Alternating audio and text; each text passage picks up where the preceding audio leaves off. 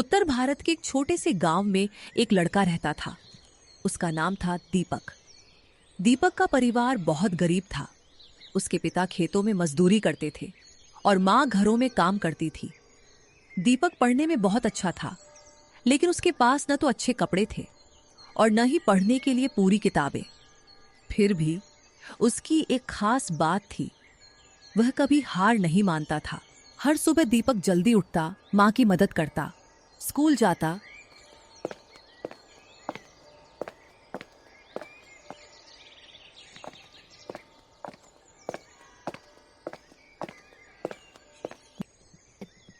अरे देखो, गरीब दीपक आ गया। तुम बड़े होकर क्या बनोगे? मजदूर ही बनोगे। दीपक को बुरा लगता था, लेकिन वह कुछ नहीं कहता था। वह बस मन ही मन सोचता, एक दिन मैं कुछ बनकर दिखाऊंगा और अपने माता पिता के सपनों को पूरा करूंगा।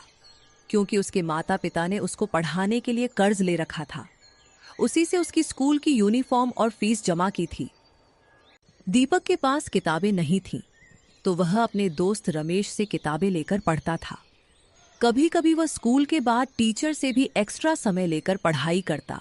उसके शिक्षक शर्मा सर ने एक दिन उससे पूछा, दीपक बेटा, तुम इतना मेहनत क्यों करते हो?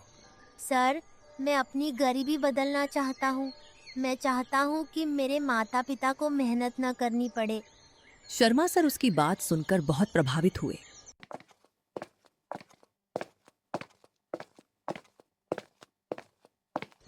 एक दिन दीपक को रास्ते में एक पर्स मिला। उसमें काफी पैसे थे। वह चाहे तो उन पैसों से अपनी किताबें और कपड़े खरीद सकता था और माता पिता का कर्ज भी लौटा सकता था, लेकिन उसने ऐसा नहीं किया।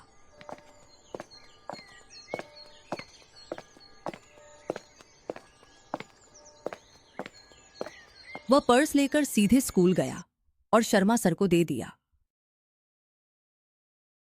शर्मा सर ने पूछा, दीपक, तुमने पैसे क्यों नहीं रखे? ये पैसे तुम्हारी गरीबी दूर कर सकते थे। सर, ये मेरे नहीं हैं। अगर मैं इन्हें रख लूं, तो मैं कभी खुद पर गर्व नहीं कर पाऊंगा। प्यारे बच्चों, पैसों से भरा हुआ ये पर्स दीपक को रास्ते में मिला था। उसकी ईमानदारी की वजह से उसने मुझे दे दिया है। हमें दीपक पर गर्व है। शर्मा सर ने पूरे स्कूल के सामने दीपक की ईमानदारी की तारीफ की। समय बीतता गया। दीपक ने दिन रात मेहनत की। कभी बिजली नहीं होती थी तो वह दिए की रोशनी में पढ़ता था। कभी कभी जब घर में दिए का तेल समाप्त हो जाता था तो वह गांव की स्ट्रीट लाइट में पढ़ने चला जाता था। दीपक, इतनी मेहनत का क्या फायदा? तू गरीब मजदूर ही रहेगा। घर जाकर सो जा। हार नहीं मानी। समय बीतता चला गया और एक दिन जब बोर्ड परीक्षा का रिजल्ट आया तो पूरे गांव में हलचल मच गई। दीपक पूरे जिले में टॉप कर गया था।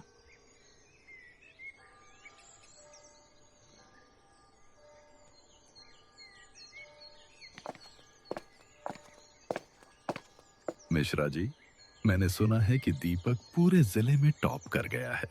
हाँ, आपने सही सुना है। मुझे तो पहले ही पता था। दीपक रात रात मेहनत करता था। मैंने उसे देखा था। अब वही लोग जो उसका मजाक उड़ाते थे उसकी तारीफ करने लगे। दीपक को स्कूल में अवार्ड से सम्मानित किया गया। उसके माता पिता को भी स्कूल अवार्ड फंक्शन में बुलाया गया था।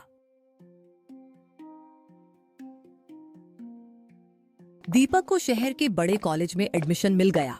वहां भी उसे कई मुश्किलों का सामना करना पड़ा।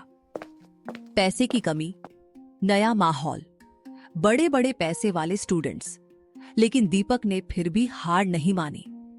कॉलेज में बड़े घर के बच्चों के साथ दीपक अनकंफर्ट फील करता था, क्योंकि उसके पास न अच्छे कपड़े थे और न ही पैसे थे। इस वजह से उससे कोई भी दोस्ती करना पसंद नहीं करता था। दीपक किसी कंपनी के लिए पार्ट टाइम काम करता और रात रात भर पढ़ाई करता। कई सालों की मेहनत के बाद दीपक ने एक बड़ी सरकारी परीक्षा में भाग लिया। दीपक ने एक बड़ी सरकारी परीक्षा पास कर ली। वह एक अधिकारी, ऑफिसर बन गया।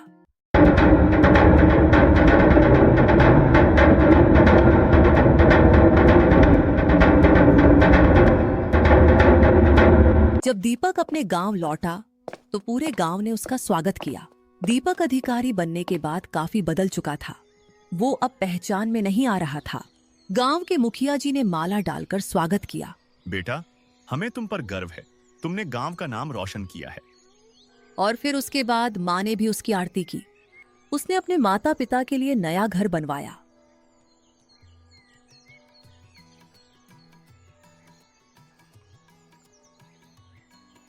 गांव स्कूल में उसने गरीब बच्चों के लिए फ्री बुक्स और कोचिंग शुरू कर दी।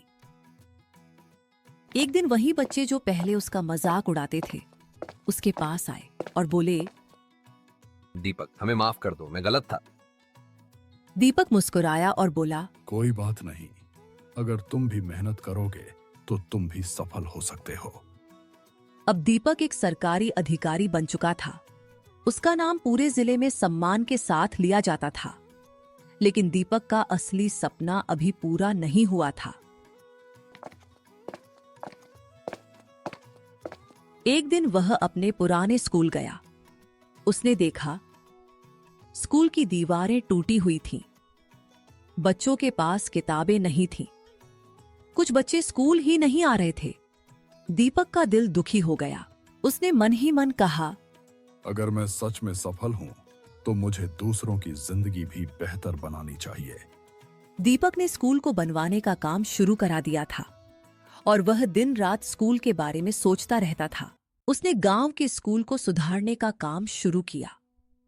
नई किताबें मंगवाई, स्कूल की बिल्डिंग ठीक करवाई, बच्चों के लिए डेस्क और कुर्सियां लगवाई। धीरे धीरे स्कूल बदलने लगा। अब बच्चे खुशी खुशी स्कूल आने लगे। एक दिन दीपक ने एक छोटे बच्चे को स्कूल के बाहर बैठे देखा। उसका नाम था राजू। तुम स्कूल क्यों नहीं जाते? सर, मुझे काम करना पड़ता है, घर में पैसे नहीं हैं। दीपक को अपना बचपन याद आ गया। उसने तुरंत फैसला किया। उसने राजू की पढ़ाई की पूरी जिम्मेदारी ले ली। राजू बहुत मेहनती था। वह सुबह काम करता और फिर स्कूल जाता। धीरे धीरे वह पढ़ाई में अच्छा होने लगा।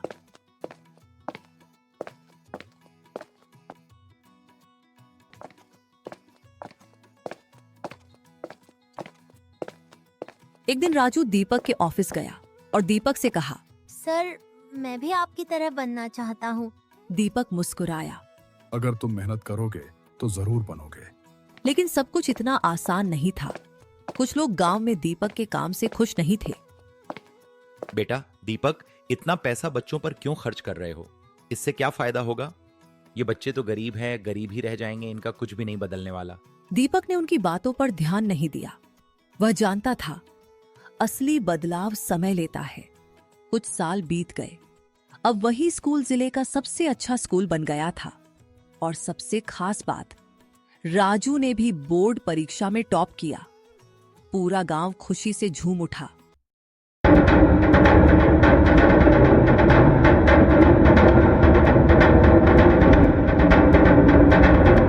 एक दिन स्कूल में बड़ा कार्यक्रम हुआ। राजू ने मंच पर आकर कहा, अगर दीपक सर ने मेरी मदद नहीं की होती तो मैं आज यहाँ नहीं होता। मदद करने के लिए थैंक्स सर। यह सुनकर दीपक की आंखों में खुशी के आंसू आ गए। बल्कि आसपास के गांवों में भी काम शुरू कर दिया। गरीब बच्चों के लिए स्कॉलरशिप, फ्री कोचिंग, लाइब्रेरी। धीरे धीरे पूरा इलाका बदलने लगा। एक दिन दीपक अपने घर के बाहर बैठा था। उसकी माँ ने कहा, बेटा, तुमने सिर्फ हमारा ही नहीं, पूरे गांव का जीवन बदल दिया। हमें तुम पर गर्व है बेटा। दीपक मुस्कुराया और बोला, माँ, अगर मैं अकेला आगे बढ़ जाता तो वो असली सफलता नहीं होती।